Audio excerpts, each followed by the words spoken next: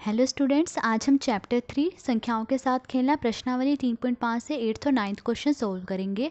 उससे पहले अगर आपने मेरे चैनल को सब्सक्राइब नहीं किया है तो कर लीजिए। क्वेश्चन नंबर 8 देखिए, दो क्रमागत विषम संख्याओं का योग 4 से विभाज्य होता है। कुछ उदाहरण लेकर इस कथन का सत्यापन कीजिए। तो देखिए, दो क्रमागत मतलब क्रम से एक के बाद एक, ठीक है। जैसे क्रमागत संख्याएं कौन सी होती हैं, 1 2 3 4 5 6 7 8, ये सब क्या है, क्रम से लगी हुई संख्याएं हैं, ठीक है। अब इसमें क्या कहा गया, दो क्रमागत विषम संख्याओं का योग। विषम संख्याएं कौन सी होती हैं, जो दो से पूरी तरह विभाजित नहीं होती हैं, जो दो से नहीं कटती हैं, वो क्या होती हैं, विषम संख्याएं होती हैं। जिनमें अगर हम भाग दे तो शेष बच जाता है, जिन्हें अगर हम दो से भाग दे शेष बच जाता है ना, तो वो क्या होती हैं, विषम संख्याएं होती हैं, जो दो से पूरी तरह नहीं कटती हैं, ठीक है। तो हमें ऐसी दो क्रमागत विषम संख्याएं लेनी है, मतलब कि क्रम से एक के बाद एक, और उनका योग जो है कहा गया है 4 से विभाज्य होता है। अगर मैं उनको जोड़ूं तो जो संख्या आएगी वो क्या है, 4 से विभाज्य हो जाती है, 4 से कट जाती है। तो कुछ उदाहरण लेकर इस कथन का सत्यापन कीजिए। तो मुझे कुछ उदाहरण देकर इस कथन की पुष्टि करनी है, मतलब इस कथन को सिद्ध करना है कि ये कथन सही है। अब देखिए, क्रमागत विषम संख्याएं कौन सी हैं, मतलब क्रम से विषम संख्याएं कौन सी हैं, 1 3 5 7 9 11, ये सब क्या है, क्रम से लगी हुई विषम संख्याएं। 11 के बाद 13 15, ऐसी ये सब क्या है, विषम संख्याएं हैं, ठीक है, एक के बाद एक। अब मुझे क्या करना है, दो विषम संख्याएं लेनी है क्रम से। जैसे कि दो क्रम से लूँगी मैं, 1 और 3 लूँगी। देखिए क्रम से है ना, 1 और 3, 1 और 5 नहीं लेंगे क्योंकि क्रम से नहीं है। एक के बाद देखिए 3 छूट गया, तो इसका मतलब क्रम से लगी संख्याएं कौन सी है, 1 और 3। तो मैं ले रही हूँ दो क्रमागत विषम संख्याएं, मैंने ली 1 और 3 है। तो अब इनका योग करेंगे। देखिए इनका योग करेंगे, उन्होंने कहा है ना कि इनका योग 4 से विभाजित होता है। तो देखिए इनका योग करेंगे हम, 1 जमा 3, 1 जमा 3 क्या आया, 4। अब देखिए 4 जो है 4 से विभाजित होता है, हो जाता है।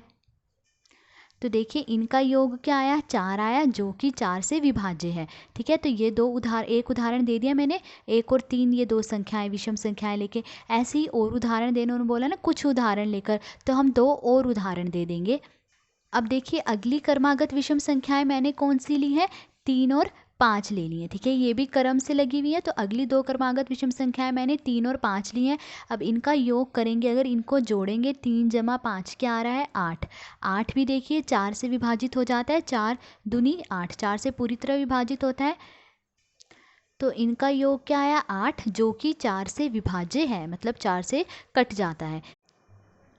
अब देखिए अगली दो क्रमागत विषम संख्याएं मैंने कौन सी ली हैं, 7 और 9 ली हैं। देखिए ये क्रम से हैं, आप कोई सी क्रम से लगी हुई विषम संख्याएं ले सकते हैं, कोई सी भी ले सकते हैं, बस वो क्रम से होनी चाहिए और विषम संख्याएं होनी चाहिए। अब मैंने कौन सी ली हैं, 7 और 9 ली हैं। अब इनका योग करेंगे, देखिए इनको जोड़ा, 7 जमा 9 क्या आया, 16। 16 भी देखिए 4 से विभाज्य, 4 चौके 16, जो कि 4 से विभाज्य। तो ये मैंने कुछ उदाहरण दे दिए, ठीक है। उन्होंने कहा था ना कुछ उदाहरण दे के इस कथन का सत्यापन करना, इस कथन को सही सिद्ध करना, तो हमने कर दिया, ठीक है। अब देखिए 9th क्वेश्चन सोल्व करेंगे।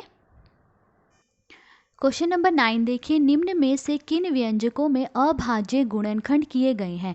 तो इस क्वेश्चन में हमें ये संख्याएं दी गई हैं और इनके ये अभाज्य गुणनखंड किए गए हैं, पर हमें ये बताना है कि किन संख्याओं के अभाज्य गुणनखंड किए गए हैं। अभाज्य संख्याएं कौन सी होती हैं, जो सिर्फ अपने आप से और एक से कटती हैं, इसके अलावा किसी से नहीं कटती, वो क्या होती हैं, अभाज्य संख्याएं होती हैं। तो अभाज्य गुणनखंड भी वही हो गए। तो अब देखना है हमें कि इनमें से कौन से संख्याओं के गुणनखंड अभाज्य हैं। तो देखिए फर्स्ट पार्ट में देखिए संख्या क्या दी गई है, 24। 24 के ये गुणनखंड दिए गए हैं।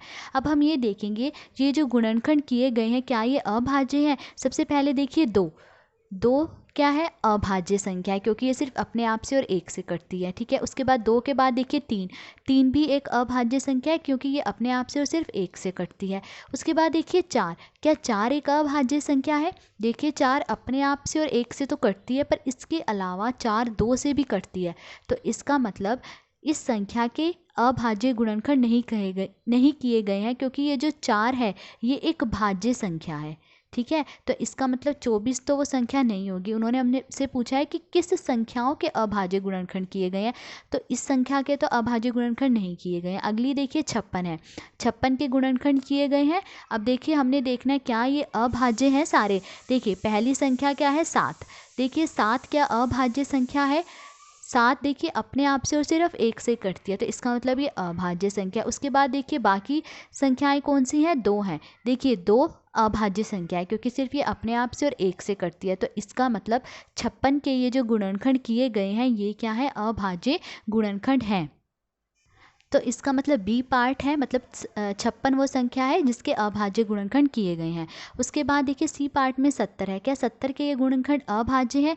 देखिए पहली संख्या क्या है 2, 2 क्या है एक अभाज्य संख्या, अपने आप से और 1 से कटती है। उसके बाद देखिए 5, 5 भी एक अभाज्य संख्या है, अपने आप से और 1 से कटती है। 7, 7 भी एक अभाज्य गुणनखंड है क्योंकि ये सिर्फ अपने आप से और 1 से कटती है। तो इसका मतलब 70 के भी अभाज्य गुणनखंड किए गए हैं। तो हमारा नेक्स्ट पार्ट कौन सा है, सी, मतलब सी क्या है, इसके अभाज्य गुणनखंड किए गए हैं। 2 गुणा 5 गुणा 7, ये सब क्या है, अभाज्य गुणनखंड है। ठीक है, उसके बाद देखिए डी पार्ट, डी पार्ट में कौन सी संख्या दी गई है, 54, क्या इसके ये जो गुणनखंड है ये अभाज्य है। देखिए 2 अभाज्य संख्या अपने आप से 1 से कटती है। 3 भी एक अभाज्य संख्या है, सिर्फ अपने आप से और 1 से कटती है, इसके अलावा और किसी से नहीं कटती। 9 देखिए, क्या 9 एक अभाज्य संख्या है। 9 देखिए अपने आप से और 1 से तो कटता ही है, इसके अलावा 9 3 से भी कटता है, इसका मतलब 9 जो है एक अभाज्य गुणनखंड नहीं है। तो इसका मतलब 54 के ये जो गुणनखंड किए गए हैं ये अभाज्य गुणनखंड नहीं किए गए हैं। ठीक है, तो इसका मतलब सिर्फ बी और सी पार्ट ही हैं जिनके अभाज्य गुणनखंड किए गए हैं। तो आज इस वीडियो में हमने 8th और 9th क्वेश्चन सोल्व करा। अगर आपको वीडियो अच्छी लगी हो तो please like, share and subscribe. Thank you.